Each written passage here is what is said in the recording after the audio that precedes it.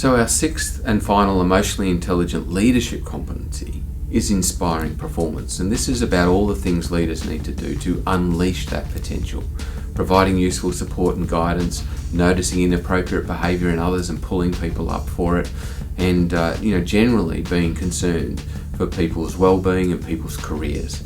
So inspiring performance is really all about the sorts of things leaders can do to unleash other people's performance. The number one thing I recommend leaders do each year around this competency is, in a very structured and formal way, is sit people down and say to them, how are you experiencing your world of work? How are you finding your role? Is there anything we could be doing differently for you around your actual job? How are you finding my leadership? How I run meetings? How I'm managing performance? How I'm generally showing up? Is there anything I could do to be a better boss for you? How are you finding the team?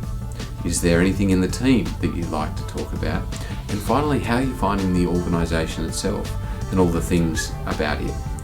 Just asking people to really go in and talk about the strengths and weaknesses, if you like, or opportunities in each of those areas can really demonstrate that concern that you have for people's careers and for their development and for their experience at work.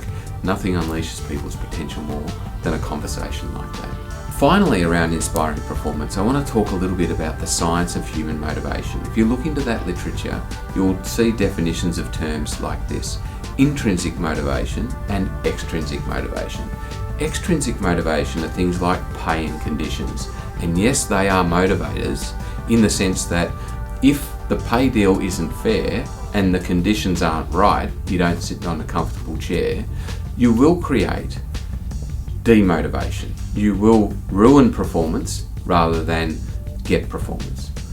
But extrinsic motivation, interestingly, if you look into that science, doesn't give us that discretionary effort. It doesn't give us that extra performance from people. It's a requirement that, when not met, creates demotivation, but it doesn't create motivation. So intrinsic motivation are things like providing clarity, providing autonomy, being good relationally, and providing equity.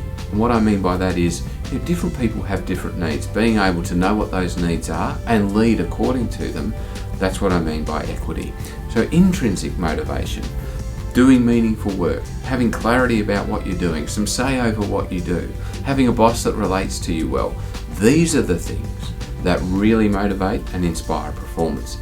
As Herb Kelleher, the founder of Southwest Airlines in the United States, once said, all airlines have airplanes. And what he meant by that is, all businesses can compete on pay and conditions easily, but competing on intrinsic motivation, clarity, autonomy, relationships, equity, purpose, they're the big things for leaders that give us the biggest buck, the biggest bang for buck, to draw on an Australian term.